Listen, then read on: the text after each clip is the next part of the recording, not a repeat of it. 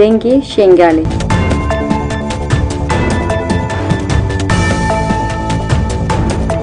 دنگ شنگالی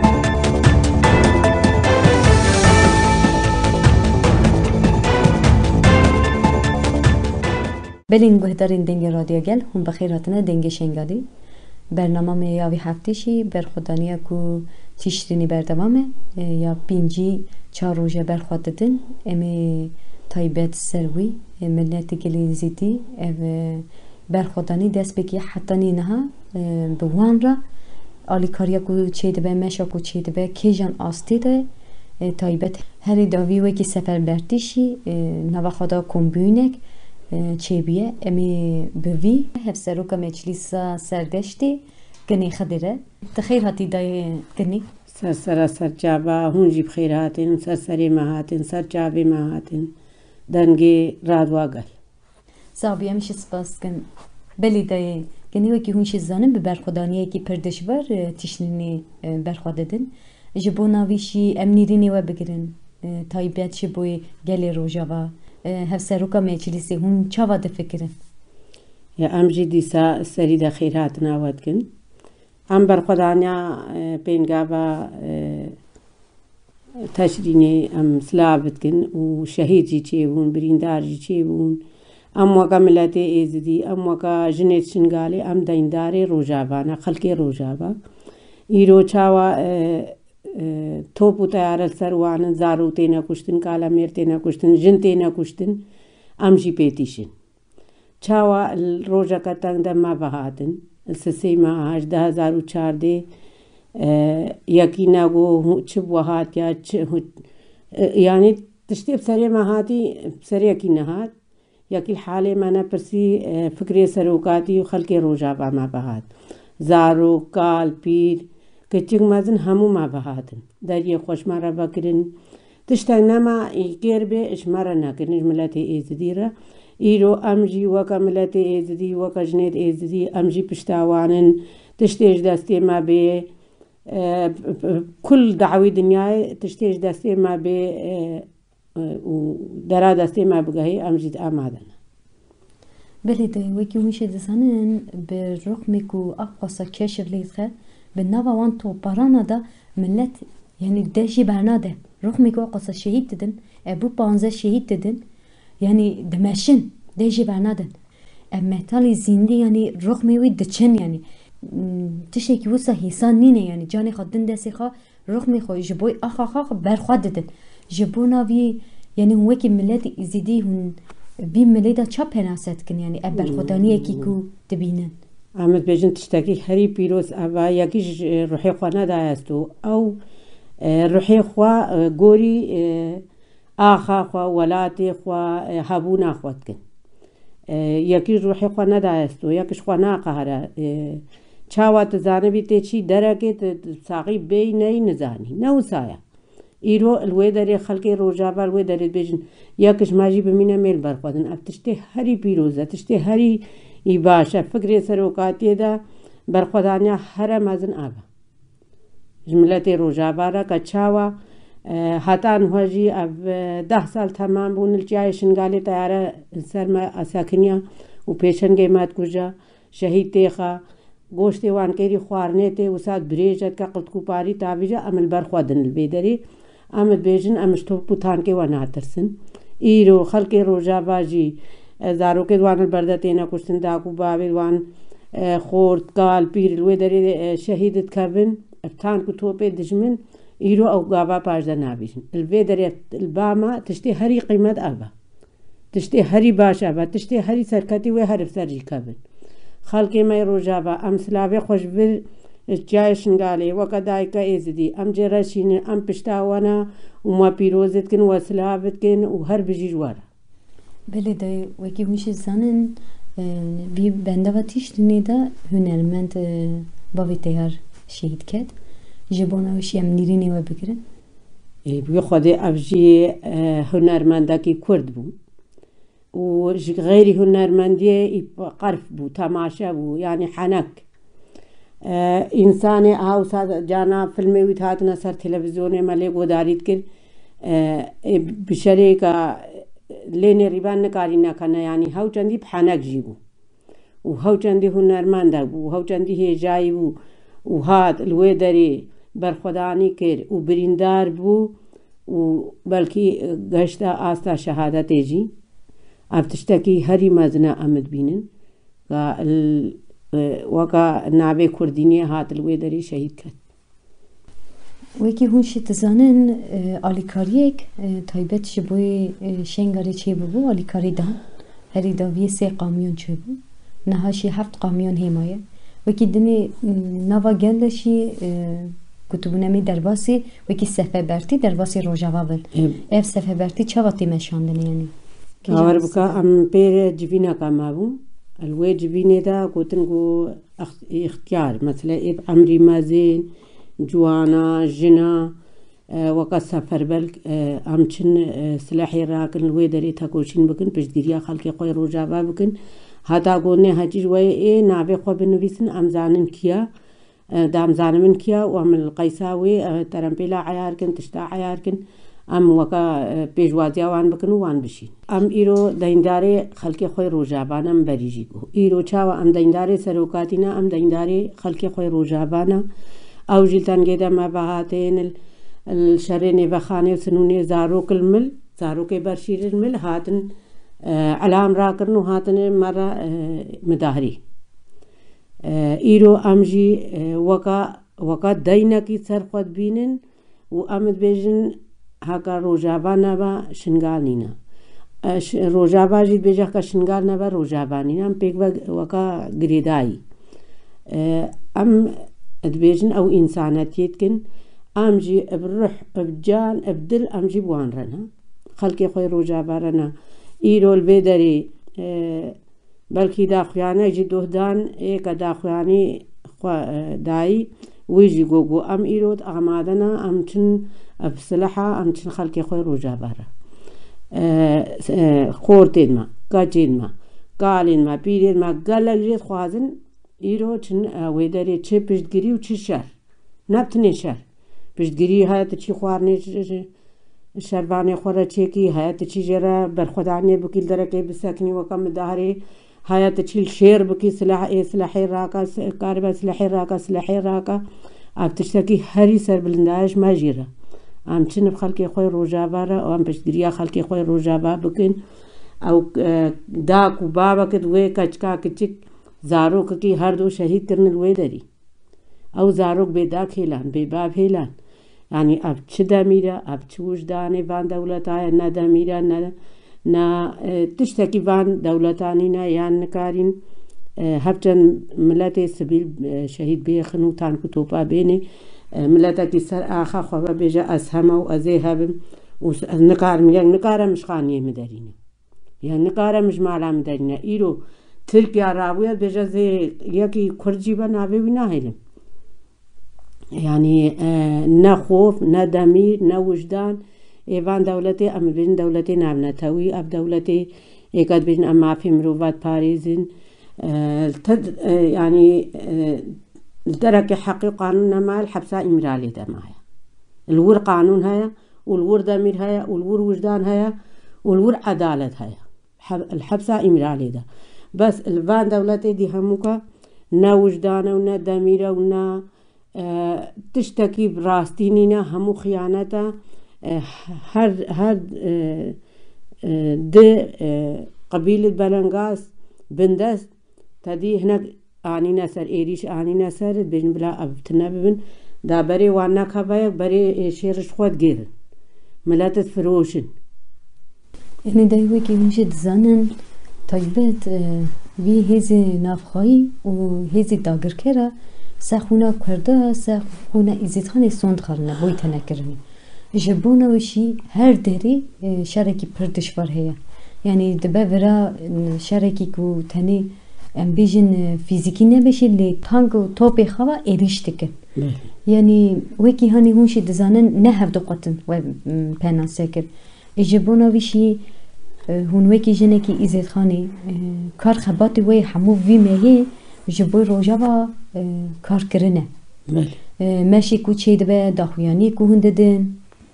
تایبەت وی پێواژوی دا داخوێنەی کارخەباتی کو هون هەموو ji بۆی ڕۆژاوا dikin kêjan nastîdan mesela hûn çi karxebatê dikin تشتش ما بێتە خواستن وەکە ملەتی ئێزدی و تایبەت vêca jinê êzidî jinê êzidî bitir de em deyndارê xelkê xwe Rojava fikrê serokatîne serokatî goheka jin azad nebû millet azad nabe yanî civak azad nabe îro em baxwe em dibêjin heka serokatî jî azad nebe em jî azad nabin li wê hedîne û tiştêka yekî ji me re nekirî serokatî ji me re kir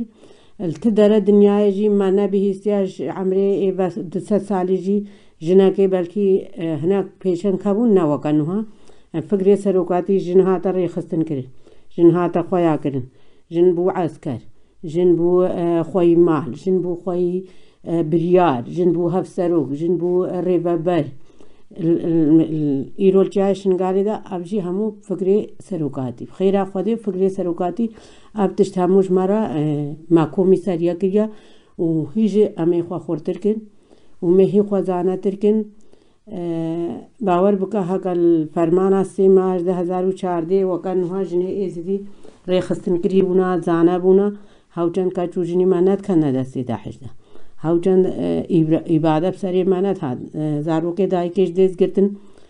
ser jêkirin goştê wan keland û da dakî yanî ev îbade bi serê me nedhat îro em deyndارê serokatî ne serokatî dibêje hûn ji xwe re bikin em jî pişta we gerîla dibêjin hûn ji xwe re bikin em jî pişta we Rojava dibêje hûn ji xwe re bikin em jî pişta we hêzê me çêbû fikrê serokatiyê piştevaniya me çêbû îro jî yanî îro li me bibe tengî wê meveyê xelkê me Rojava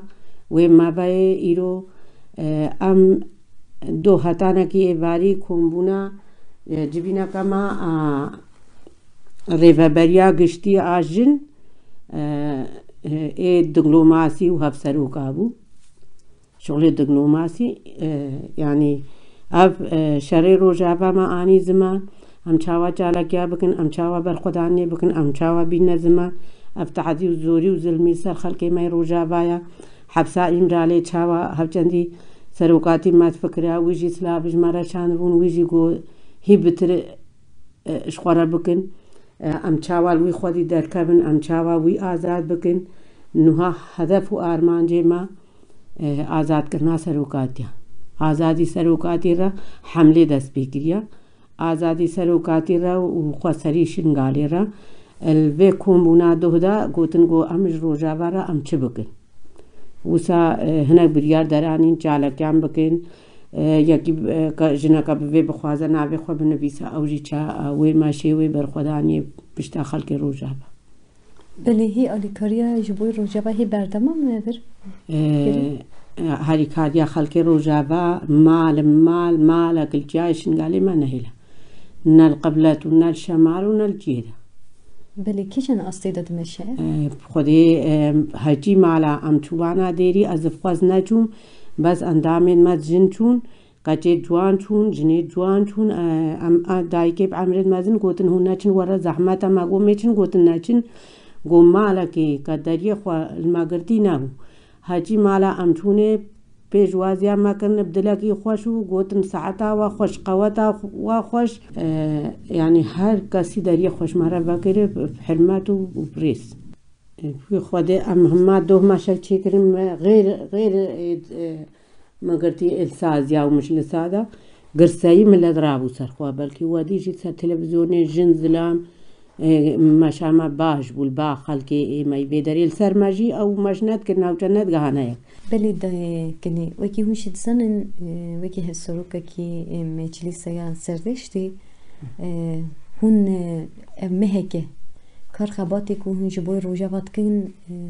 nava millet de bi kêfxweşiyekî çawa yanî bedelocan çawa didin meşandinê ji bo gelê tişrînî jî bawer bike em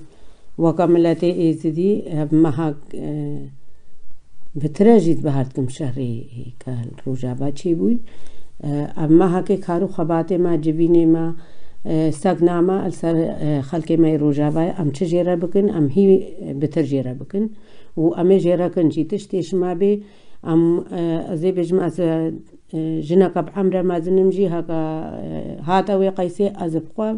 بلنجي خواتشم أم دجمن رد زاناين فرمانك بسري ماذا هاد ما ديتش بسري ما هاد عينا وصاروا جاباجي كرنا إيرو بيجنا أم يكي إزدي تيلن أمنا يكي كرد نابي وكرد باكونا كي كردا تاليا دنياي با تركات بيجا أمل ويكوني دن ولا ونكان نا كردا بغنتنا ونا إزديا بغنتنا وبهزار سالاجي أفرمان آنينا سر ماجي وسر كرداجي وبيجن هون نين أمي هابنو بسايتا قوده وشربانت خو وشهيدت خو وكا بهزار الشهيد خلقي ما يروجا بعد أنا بهزارة خلقي ما يروجا بعد هتاب كيلت شهيدة هتاب غورت شهيدة فيدش مني خوين بخور تو باران كر يمنا قانونك أمنات الدينة كي الدنيا الدركة نامشة يعني يكل غورتا تشلي وي غوري بدي يعني دربك اللي بدي يعني وي إنسان بن آخذة شكل يا راس شهيد كات يا راس البرقدة يعني هيش شوان شهيدات ترسه عالدوغان شهيدات ترسه مالا برزاني الجناكي ترسه ها جناكا إيزدي إيرو مالا برزاني جناكا إيزدي ترسه كالبرخوا بدا إيرو نابي ما همو كالبان يكش ماچا ها إيرو با تختوري حال نفسي يكا ناز بو گو خوده امنت بي رنت نرجي گو زلامي में थरक थरा زبالي بلدية تاجو گو اشچون گو دسته قره مشکسته بو گو بوبا سيقاتا گو الفيدري چينه بو گو مگوزه بما الفيدري عاديج ندهوكي عادي زاخو گوزه بما زاخو گو الويدري گو گوتن كاب خوده و زلامي تا يپاكا كي رها گو ولا نينا ام وكا بدارا خودكن ام دبارا خودكن سايقكا ام سر سيوانو سر ماتورانو گو هتام نابي عيالي مدابوني تبكا كيري ام نبكا كيرنا ام قرنا مالا برزاني هكا تشكرجي ام حساب جي برسن چه كردو چه ازدي وحسابش مالا برزاني خوازن هكا هال يكا وكم ما جنكا وكم مايا فروتنا كا چوجنين ما نها كا چوجنين ما تا اجداسي داعش خوينا شهيداتين يرو خرونو فروتني سروان كا جاتكا همو كي زانن دلوبا خويني مالا يزديا ابتنا ناچا هاجي دستوي الخوينا كاچوجنين زاروكي دي زيادة هاي فروتنا كاچوجنين دي زيادة هاي الفرمانة اي زيادة هاي امي حساب جي قوازن مالا برزاني هر وها نافلتها امي وان انا درگه امي وان محكمة كنو اوه وان ايشالله سيدارة ده إيرو چاوا تعدل ما كريا مالا برزاني وصار كردينية جيتكا إيه أبناي كردا وناي عربا وناي جهويا وياق نزانا في هفش دين دركاتيا في ريزك الكردينية جي دوري كردي بشرف وناموز يعني باور بكا عيبا هويا ويجيكا كردبا چاوا تعدل إيزديا كرو إيرو تعدل كردا جيتكا أبناي كردا هكاي كردبا تعدل كردا نات كرو و گریلا شهید نتی خسنو پیشیا درمان ادوان نت گرتو بریندار ادوان هاي پیشیا درمان ادوان گر نهلا درمان بگهنی تی تعدا هر مازن مالا برزانی کرداجید کا خرکو فرود هکا نش گریلا با دیسا خرکو نوه نتی دوانا بله دای ویگوی کار خباته که گویم دمشینن نزدیک پنج روزه برخوردنیا کو بنده و تشنین بردوامه اون جبوی دکن دبلی هری داوی نها جبوی دنگی گل جبوی رادیو دنگی گل هون تشتکی بیجن دنگی خوا بانگاغازی خوا بیشینن تشتکی که هون بیجن ملتی مرا هیا گل امجي الفيدري وكا ملتي ايزدي وكياي شنغالي وكا جنكا ايزدي امجي جبر هتانكي بوي بندابي وي برخداني وي تقوشيني هجي انساني كالوي دري ساق ام سلابي خوجيرت شينين وامد بيجنا ايز شهيجي ام بشنا خول بردت توين بريز داري وامد بيجن سري مالباتي واني ساق با وامد بيجن تشتش ما بي وكا ملاتي ايزدي وكا جني ايزدي ام بورنا خلقي روجابا خلقي بندابا تجريني إيرو أم وكجني إزدي أم ورنا تشتيش ما بيتا خواسنا مش وركن تشتيش ما بي أمش وركن أم بشتاونا وأم جيجنات قتن و التنجيدا واش مركر حاقة ود أم دينداري وانا أم سلابت خوا هجي إنسان دميري ويهبا وجداني ويهبا إيرو رابا سر خوا سر خلق روجابا سر بنداما تشريني إيرو أبنجي هو سي روش چار روجن الويدري شر قيامتا زارو تينا كشتن جن تينا كشتن كالو پير تينا قتل کرن إيرو هجيب دميرو وجدان با خلق ماي أورپا خلق ماي روشلات باكور باشور هجي إنساني بدمير با بشرف با بوجدان با إيرو با يك و إيرو رابا پشتا خلق ماي روجابا گرا و يك نكارا ما بكاتنا و أمي هابن و يك نكارا پشتا ما بشكينا و إيرو هزيد مهانا قوتا مهايا و أم دولتن و أم باسي خوانا و أم ديسا دوبارة سلابت خوا إنسان بغيرت إنسان بناموس إنسان بشرف إنسان خوانا فروش ملت خوانا فروشة أم سلابي خوا هجي إنسان دنگي مبكا حسا مبكا وكجني إزدي أم الفيدري سلابي خوا جيرشين بشري بدمير وجدان بخت إنساني كالبرخوا بدا أم سلابي خوا جيرشين و أمد بيجن برخودانيا خلقي مي روجا باجي لي بيروزي با و أمي هرب سر كبنو أمي هرهبن و إيرو هيزا مهايا و يگ نكارا إرادا مهايا يگ نكارا إرادا ماجي بشكينا زارو كن ماجي إرادا منا و زارو كن ما پشتوانيا مدكن أمشت خاين و قفروشا أم ناترسن بلینگو دارین دنگ رادیو گل ام هفسروکی مجلسا یا سردشتی دایکن سپاسی دکن سر جاب سابیمش سپاس کن بلینگو دارین دنگ رادیو گل برخودانیا کو تیشنینی بردوامه امشی گلین کو برخوددن ام بجنخ هم بری وی کو برخودانیا کو دکنم بجنخ تتوینن حتی نی برنامه کی دنی بیمن خیر و خوشیده دنگ شنگالی